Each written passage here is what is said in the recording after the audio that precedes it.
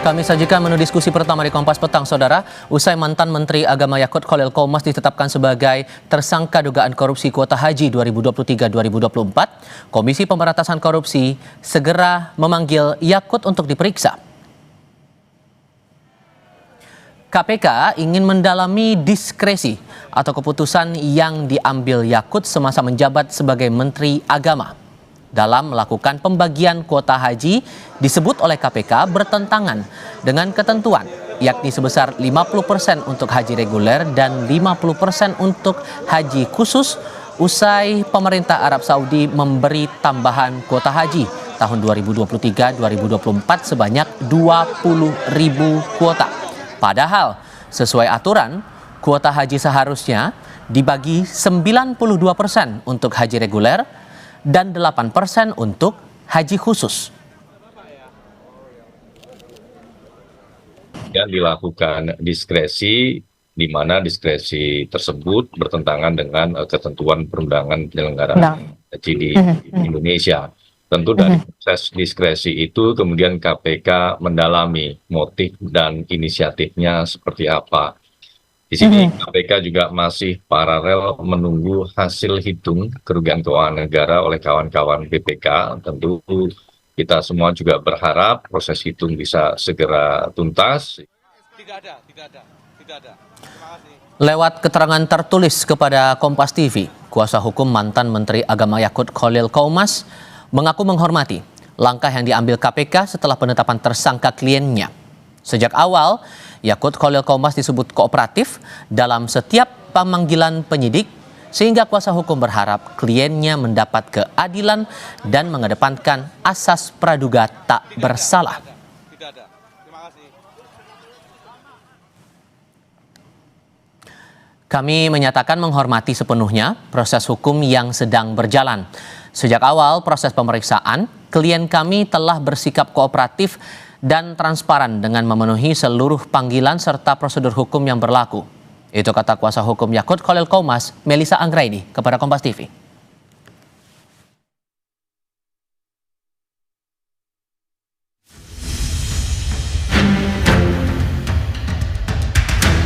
KPK telah menetapkan 2 orang sebagai tersangka. Yang pertama saudara YJQ selaku ex-Menteri Agama. Diusut sejak pertengahan tahun 2025, kemarin akhirnya KPK menetapkan Menteri Agama era Jokowi, Yakut Khalil Qomas, dan staf khusus Yakut sebagai tersangka kasus dugaan korupsi kuota haji tahun 2023-2024. Dalam perkara ini, KPK menduga terdapat penyelewengan keputusan pembagian 20.000 kuota haji tambahan yang diberikan pemerintah Arab Saudi. Berdasarkan Undang-Undang Penyelenggaraan Haji dan Umroh, ditetapkan kuota haji khusus hanya mendapat jatah 8%, sementara 92% adalah milik kuota haji reguler. Namun justru kuota tambahan bagi haji khusus mencapai 50% atau setara 10.000 kuota. Mengapa kemudian ada dugaan aliran uang dari para PIHK atau Biro Travel? Karena Biro Travel ini kan kemudian kuota haji yang mereka kelola bertambah secara signifikan. Bertambah dari 8% menjadi 50%, bertambah 42% atau sekitar 8.400 kuota. Sebelum ditetapkan tersangka, Yakut 2 kali menjalani pemeriksaan, 7 Agustus 2025 dan 1 September 2025. Yakut kala itu mengatakan pemeriksaan keduanya di KPK adalah untuk mendalami pemeriksaan pertamanya pada bulan Agustus lalu. Namun soal materi pemeriksaan, Yakut tak menjawab. Ya, memperdalam keterangan yang saya sampaikan di pemeriksaan sebelumnya, di penyelidikan. Jadi ada pendalaman. Ada berapa pertanyaan di dalam? Insya Allah kalau saya nggak salah ada 18. Ya materi sampaikan tanya. Peneliti Pukat UGM Zainur Rohman justru mempertanyakan motif di balik pembagian kuota haji yang sangat besar dilakukan oleh Yakut Khalil.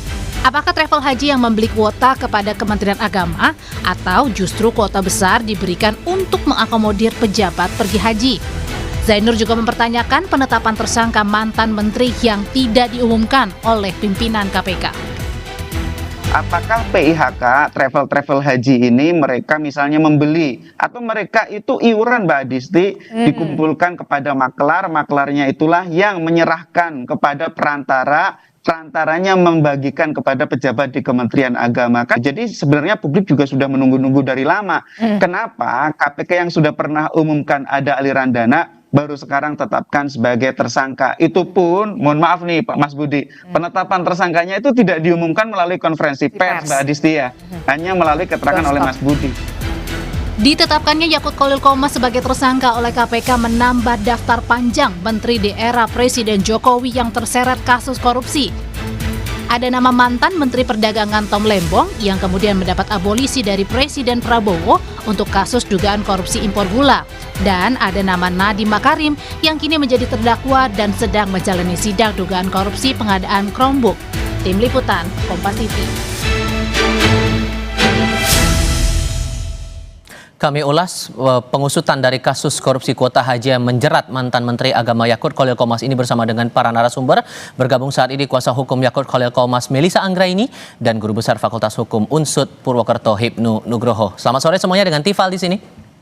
Selamat sore Mbak Tifal, Mbak Melisa. Terima kasih semua sudah bergabung bersama kami. Walaupun dalam keterangan tertulis Anda, Mbak Melisa, mewakili kuasa hukum klien Anda mengaku menghormati proses hukum, tapi saya melihat dari Instagram story Anda ini ada beberapa hal yang dirasa ganjil atas penetapan tersangka Gus Yakut. Dari 5 poin yang Anda sebutkan dalam unggahan itu, bagian mana yang Anda rasa ganjil? Yang paling prioritas itu bagian mana, Mbak? Ya, dalam penetapan dalam proses hukum kasus kuota haji ini KPK membangun konstruksi bahwa ada jual beli kuota, bahwa ada pihak-pihak yang diuntungkan atas kebijakan yang dibuat oleh Menteri Agama yaitu Gus Yakut. Namun pada proses penetapan ini orang-orang yang disita, orang-orang yang sudah mengembalikan uang justru tidak ditetapkan sebagai tersangka. Tentu konstruksi hukumnya menjadi tidak utuh gitu ya, seolah-olah ada selective enforcement di dalam proses penegakan hukum ini. Itu tentu menjadi catatan besar. Yang kedua, selama ini KPK selalu menyatakan untuk menunda terkait dengan menetapkan tersangka demi kepastian hukum, menghitung adanya kerugian negara. Namun ternyata faktanya tetap ditetapkan sebagai tersangka meskipun belum ada rilis dari kerugian negara. KPK juga selalu menyatakan bahwa ada upaya melakukan aset recovery. Tanda tanya kami adalah aset mana yang akan direcovery, mengingat dana haji ini adalah 100% dana dari jamaah gitu. Dan ada beberapa catatan yang tentu saat ini karena baru kemarin siang ya ditetapkan sebagai tersangka, beliau juga belum diambil keterangan.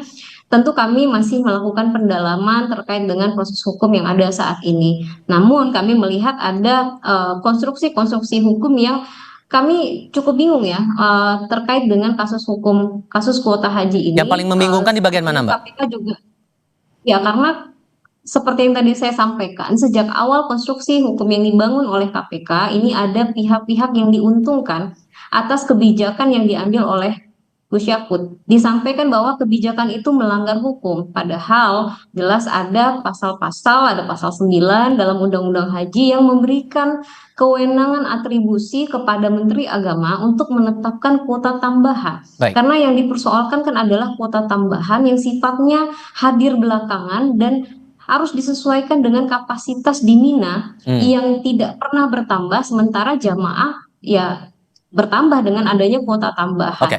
Kemudian ada fakta-fakta yang juga tidak muncul bahwa sudah ada loh MOU dengan Saudi dan Indonesia terkait dengan kuota itu dicantumkan di dalam MOU itu.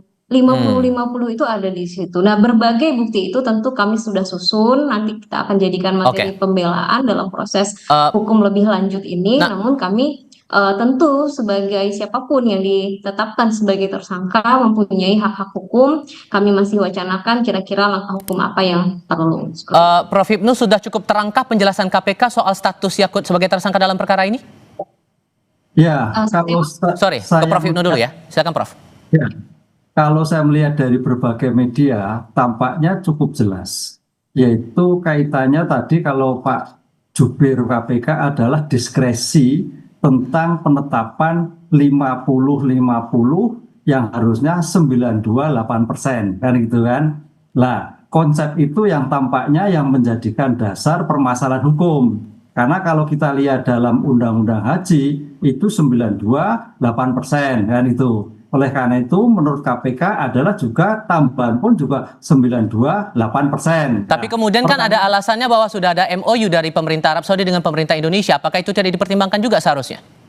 Ya, makanya di situ saya kira suatu perdebatan nanti Mbak Melisa melihatnya apakah perjanjian yang kaitannya dengan Arab Saudi dengan kondisi yang ada itu bisa dipersamakan atau tidak. Ini yang menjadikan suatu konstruksi hukumnya, pertentangannya. Oleh karena itu dalam hal seperti ini memang harus dikaji secara komprehensif terhadap kondisi bagaimana situasi di Arab Saudi kan itu, dan situasi dalam konsep penambahan kan itu. Ini yang menjadi menarik. Dan menarik juga Mbak Melisa tadi, memang betul. Pertanyaan setelah kita tunggu kenapa hanya 2, kenapa tidak lain? Karena dalam suatu percepatan haji itu kan biasanya kan ada suatu unsur suap. Haji korupsi itu kan ada penyalahgunaan kewenangan yang kaitannya kerugian. Lah ini kerugian tadi sudah dihitung. Kemudian kaitannya dengan suap. Lah pertanyaannya, apakah ada suap percepatan terkait dengan untuk mendapatkan haji yang bersangkutan? Ini saya kira juga belum terlihat. Padahal kalau kita baca di berbagai media ada 400 biro kan begitu. Ini yang menjadikan suatu konsep delik korupsi yang 7 jenis itu paling tidak itu ada kaitannya dengan suap, ada kaitannya benturan kepentingan, ada kaitannya dengan terkait dengan penyalahgunaan kewenangan yang merugikan keuangan negara. Lah ini tampaknya baru 1 Mas Tifal, yang lain belum. Apakah ini belum itu menyusul setelah kemudian ataukah bagaimana kebijakannya? Nah, itu yang kita tunggu berikutnya seperti itu. Nah, atas MOU itu Mbak Mel sebetulnya dalam pemeriksaan sebelum-sebelumnya sudah pernah diserahkan juga ke penyidik atau belum? Iya, seluruh dokumen, seluruh keterangan terkait dengan MOU itu sudah disampaikan dan di dalam pemeriksaan sebelumnya. Nah, bahwa MOU itu kan sudah inline dengan peraturan, dengan undang-undang Haji pasal 9 yang jelas-jelas mengatakan bahwa terkait kuota tambahan itu ditetapkan oleh menteri. Lalu ada pula aturan turunannya di dalam peraturan Menteri Agama nomor 13 dan nomor 6. Kemudian dibuatlah di dalam MOU pula dan itu menjadi undang-undang. Karena apa? Kebijakan memberikan kuota pokok itu ada di dalam organisasi yang disebut OKI, tetapi untuk kuota tambahan maka menjadi privilege daripada Saudi untuk memberikan, sehingga dituangkanlah di dalam MOU. Mereka juga perlu memastikan bagaimana penempatan Anda terhadap jamaah, keselamatan jamaah dengan pemberian kuota ini. Nah, lalu dituangkanlah di dalam MOU itu berapa dari kuota reguler itu yang bisa diberikan, dari kuota tambahan yang bisa diberikan ke haji khusus, dan berapa kuota tambahan yang bisa diberikan ke haji reguler. Baik. Sehingga mengabaikan itu tentu justru sebuah kesalahan juga kepada beliau. Tambah lagi, semua proses itu dipertimbangkan berdasarkan kapasitas yang bisa mengakomodir jamaah di Mina terutama. Oke, kalau melihat on keselamatan. Prof. Hipnu, kalau melihat konstruksinya lagi, rasanya harus apa lagi yang harus disempurnakan lagi ataupun harus dipertegas lagi? Karena kan sampai sekarang dari KPK juga belum memberikan penjelasan soal ini. Ya, artinya gini, konsep kuota haji itu maksudnya seperti apa? Sebagai bentuk percepatan yang daftar tunggu yang sekarang ini, yang 20 tahun, 30 tahun, ataukah kaitannya dengan sekedar tambahan kuota? Nah ini spirit ini harus tegas, karena spirit ini kaitannya dengan untuk mengurangi daftar tunggu, berarti apakah harus menyesuaikan dengan undang-undang haji, apakah ada MOU. Nah ini yang juga harus dijelaskan oleh pemerintah. Kalau itu kaitannya dengan daftar kecepatan terhadap daftar reguler, mungkin masuk kualifikasi itu berarti ada sesuatu yang tidak tepat kan itu. Tapi kalau memang diserahkan kepada pejabat publik yang bersangkutan, lah itu Mbak Melisa yang tahu. Ini kondisi praktis, makanya saya melihat spirit dari kuota 20.000 itu dalam percepatan seperti apa. Ini yang harus dipertanggungjawabkan, harus dilihat sehingga jangan sampai terjadi ada permainan-permainan terkait dengan suap, terkait gratifikasi yang kemarin kita baca ada biro-biro yang terkait untuk mendapatkan kuota. Ini yang jadi problemnya seperti itu. Nah, soal lainnya Pak Ibnu, ini kan tradisi KPK biasanya kan ada pemeriksaan dulu atau penangkapan dulu baru kemudian ditetapkan atau diumumkan ada yang tersangka dalam satu perkara. Nah, sekarang polanya justru pengumuman tersangka dulu dan belum ada penjelasan, dan ini bagian dari strategi saja atau gimana Anda melihat ini, Prof. Ibnu? Ya, saya kira sekarang bagian strategi ya, karena masing-masing penyidik itu apakah kejaksaan, ataukah kepolisian, atau KPK itu dalam rangka melindungi hak asasi manusia, kan gitu. Apalagi di Kuhap baru itu nggak boleh mempertontonkan hanya sekedar baku keluar, kan itu yang terjadi. Saya kira ini sebagai bentuk batu uji terhadap undang-undang Kuhap baru, walaupun KPK ada 2 undang-undang, kaitannya undang-undang korupsi dan Kuhap baru, termasuk terkait dengan bagaimana konsep penetapan tersangka. Ini saya kira berubah sesuai dengan kondisi yang ada dengan pelindungan asasi manusia. Tapi intinya sama, bahwa penetapan tersangka berdasarkan 2 alat bukti yang cukup ditemukan. Oke. Sehingga saya bisa bilang bahwa dari pihak Gus Yakut keberatan dengan penetapan tersangka ini, Mbak Mel. Apakah akan pra-peradilan? Ya, tentu wacana itu sedang kami lakukan ya pendalaman kira-kira langkah hukum apa yang dilakukan. Tapi mungkin sedikit ya, Mas Tifal, terkait dengan kuota tambahan seperti yang tadi Prof. Vino sampaikan, bahwa sepanjang sejarah di Indonesia paling tinggi kuota tambahan itu adalah 10.000, tidak pernah bisa lebih dari itu karena kapasitas di Mina terbatas. Belum lagi kalau ada perbaikan.